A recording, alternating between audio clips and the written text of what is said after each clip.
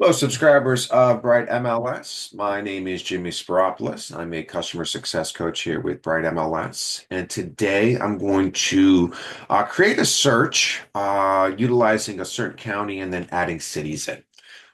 So we recently had a subscriber reach out who had wanted to create a search in a certain county, but their client was open to searching or homes outside of that county as well. And they wanted to, kind of keep it to a few different cities. And so that subscriber asked how we create that search. And today I want to share how you can do that. So there's two ways that go about to go about it, I should say. So we're going to jump into a residential sale. Okay. I'm just going to use actives for our example today. So I'm just going to deselect that coming soon. Now, I'm going to select my county, and we're going to do this in Montgomery County. This is where I live at. So we'll add Montgomery County in. And once we've done that, what I'm going to do is come over here to the postal city. And we've got this little box here. If I click on that, it's going to show me all the counties in Montgomery County, or all the cities, pardon me, in Montgomery County, because that's where we created our search. All right, so I want to isolate all of these. So I'm going to go ahead and click on Adelphi. I'm going to scroll all the way down. And I'm going to use the Shift key and click on Woodbine, Maryland. And that should populate or select all of those different cities, right? So I'm going to go ahead and hit OK. It's going to drop them in here for me. Now, from there, I'm going to come right down here to Woodbine. We've got an area that we can actually start typing in more areas. So maybe my client says that they are open to Tacoma Park, Maryland. So I'll start typing in Tacoma Park. I can see it populate, right? Maybe they're open to Bowie, Maryland, right? So we'll just go ahead and populate those cities in there. And as you can see, I've got my matches here. And once I've got my county and then the other different cities that I want to populate in, I can then go down and add all the different criteria that I'd like to. Now, that's one way of doing it. I think the second way, which I'm going to show you right now, is a little bit simpler. It's certainly easier for me to understand that information. I like using the map better myself. That's just me personally. So I cleared out all my filters here. So I'm going to go back in and just select active. And we're going to jump into the map this time. And what I'm going to do is I'm going to go over here to our layers feature, right? It's just next to that bullseye or kind of recenter field.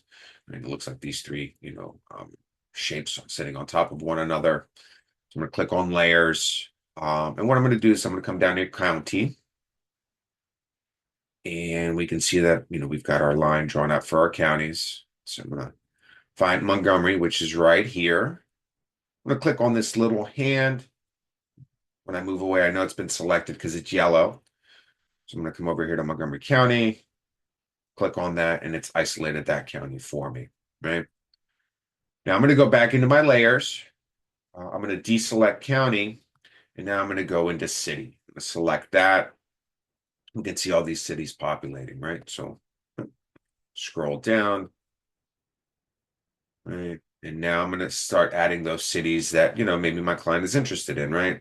So perhaps they're open to Fulton, right? So we can click on Fulton.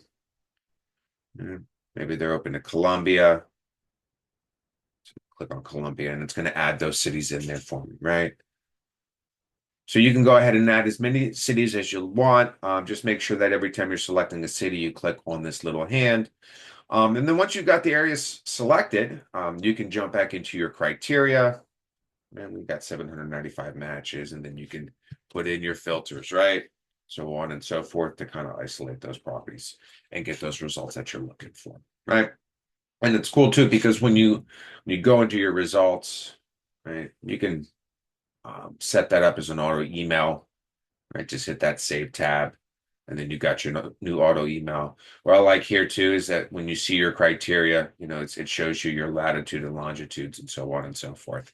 Right. So it's not going to just say a specific area, but you've got all those different areas that are selected, and it's going to show up based off of latitude and longitude. So that's how you can do it, folks. I hope that this was helpful. If you'd like more tips and tricks, let us know. We're always here to help.